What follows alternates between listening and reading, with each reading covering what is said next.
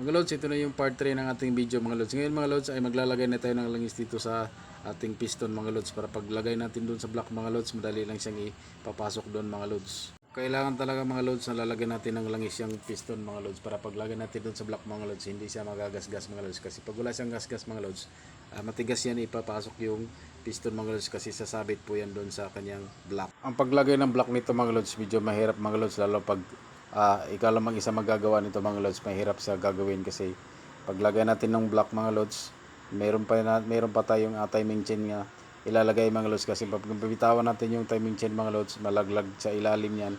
Kaya kailangan talaga mga lods, kung meron man na makatulong mga lods, kung kayo magagawa mga lods, magpatulong kayo mga lods para hindi kayo mahirapan magkabit ng kanyang block. Sa paglagay naman nito mga lods, yung piston niya mga lods sa block, kailangan natin mga lods, dandahanin niyo po mga lods. Kasi mamaya mga lods, kung hindi yan pantay yung ring yan mga lods, may anhon po yan yung mga lods na baka mga yupi yung ring, matagal siyang pumasok mga lods, may yupi, magagasgas yung block niya mga lods. Ngayon mga lods, naipasok na natin yung piston ring mga lods. Dandahan na lang natin mga lods pag diin pababa para hindi siya magasgas yung block.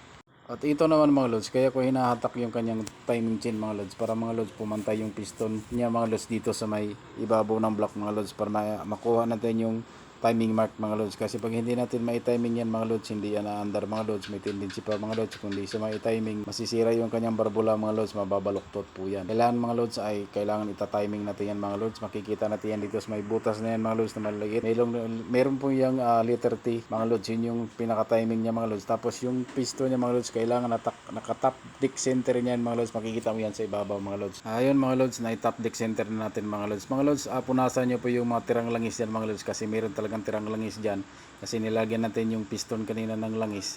Pag iangat natin yung piston mga lods, mayroong langis na naangat din sa taas.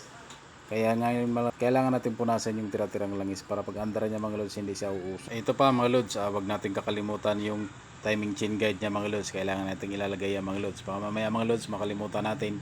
Ako po, ulit-ulit po tayo ng gawa niyan mga lods. Yan yung importante dyan mga lods, kasi yan yung nagpapahigpit ng kanyang timing chain, yung guide na yan.